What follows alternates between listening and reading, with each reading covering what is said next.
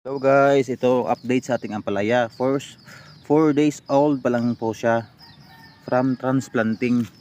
Ang variety pa lang nito is Chatay, green spear. Tignan nyo guys, ang lalaki. Ang tataba. Tignan nyo guys.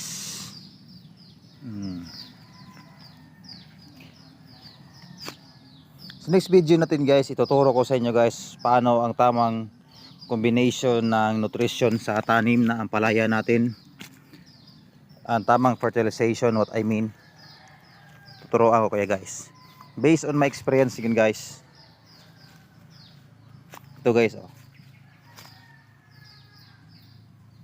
guys, 200 hills to bale lahat guys. Napakaganda niya tignan guys.